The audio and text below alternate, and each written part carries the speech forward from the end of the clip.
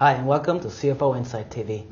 The Eurozone crisis is moving into its fifth year, and there's still no end in sight. The willingness of investors to lend money to the periphery is crucial to resolving the crisis, and so I'm particularly happy to welcome the Chief Economist of Investment Manager Invesco to the studio, John Greenwood. John, thanks for coming in. Morning. How close are we to the Eurozone actually breaking up? I don't think we're near a complete breakup, but I think the exit of one or more countries could well happen within the next 2 or 3 years. A problem which is starting to occur is bank runs. We're seeing deposit flights from banks in Greece, in Spain, in Portugal, and in Ireland. And if those bank runs become more serious, then again, bank runs could take over or could force an accelerated solution from the politicians. So although the politicians want to hold it together, things could run out of control as far as they're concerned. Now, short of complete breakup, how likely is it for one single country, such as Greece, for example, to step out of the Eurozone, and what would be the economic implications of that for the Eurozone and the UK? I think it's very likely that Greece and probably Portugal will step out. In both cases, the economies are in severe recession. That means that the debt-to-GDP ratios are deteriorating. So even if they don't issue any more debt, the GDP, which is the denominator in that ratio, is shrinking. That means that the debt ratio is continuously rising. That's a real debt crisis.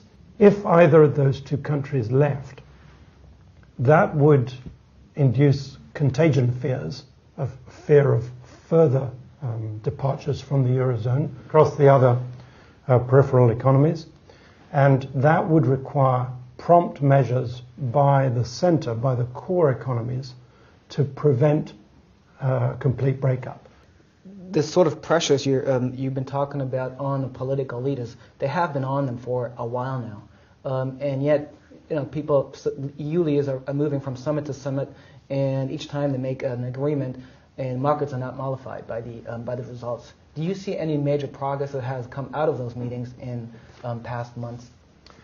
Not really. The recent steps towards a banking union are what I would call baby steps.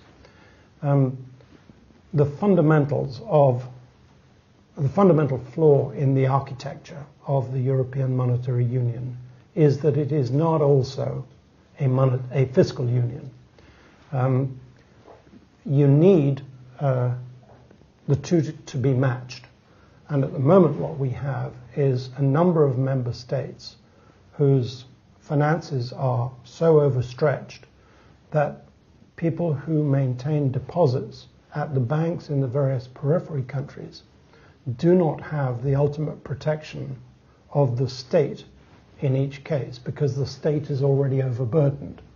Now, the way that problem is solved in the United States, or indeed in the United Kingdom, where we have a monetary union between the UK, between England and Wales, Scotland and Northern Ireland, is by having a common fiscal union.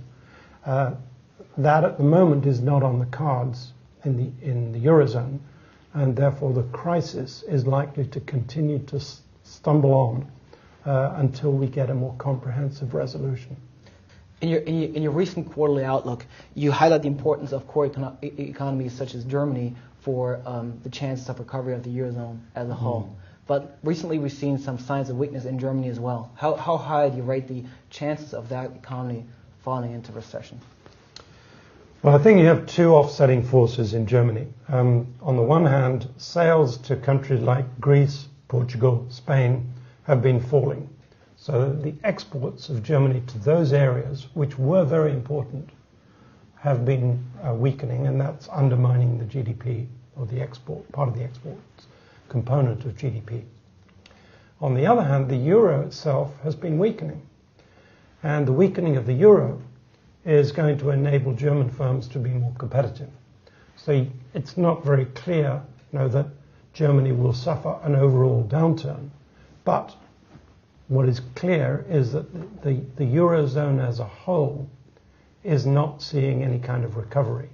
And personally, I don't see any basis for recovery until the monetary system and the fiscal system are properly restructured. And what's your outlook for the UK? The UK will also be damaged by what is going on in the Eurozone. Nearly 40% of British exports go to the Eurozone, and many of the other economies that we export to are also suffering from subpar growth. These are all a consequence of the long crisis since 2007, 2008. In order to get a revival in the UK, we're going to have to see a revival in other economies. I don't see the possibility of an independent recovery in the UK separate from a recovery in Europe or the rest of the world. So for the time being, subpar growth in the UK, probably only at best 1% growth in the economy as a whole is all we can hope for. To wrap up the interview, I'd now like to ask you 3 questions, and I would like to ask you to answer them only with a yes and no if possible. Sure. Will more European countries need a bailout this year? Yes.